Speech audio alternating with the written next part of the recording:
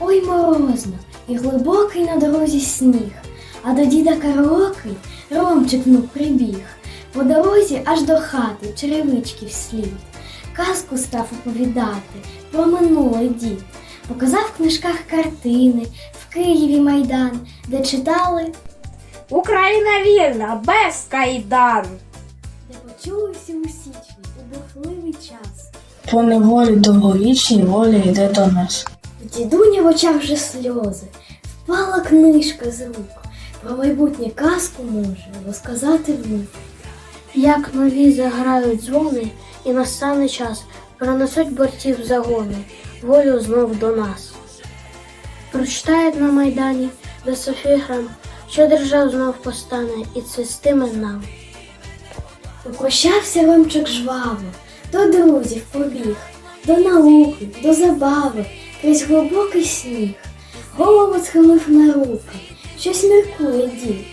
Він благословляє внука у майбутній світ.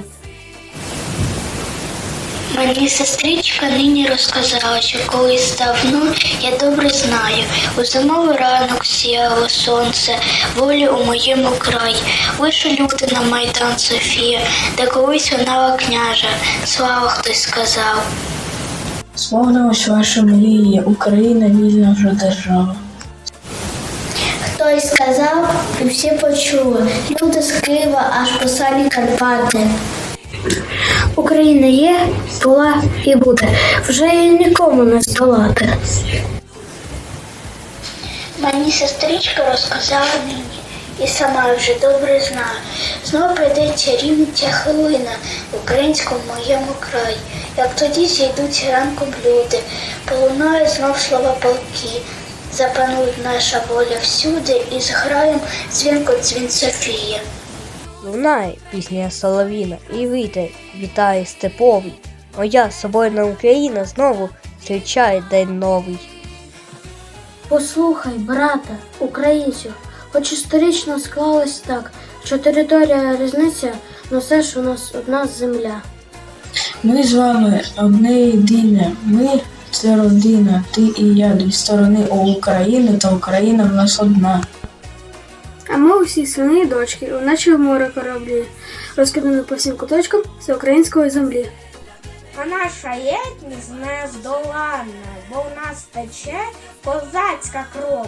За скільки літ нас не здолали, а отже вистоїмо знову.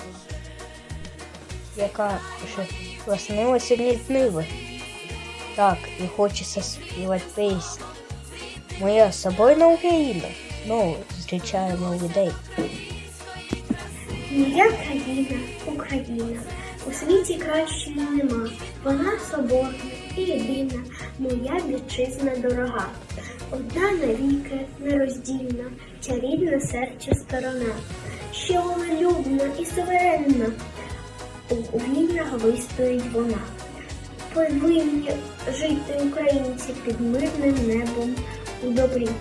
Підуть загарбники і чужинці, здолать їх мусимо до боротьби. Живи, Україно, живи для краси, для сили, для правди, для волі.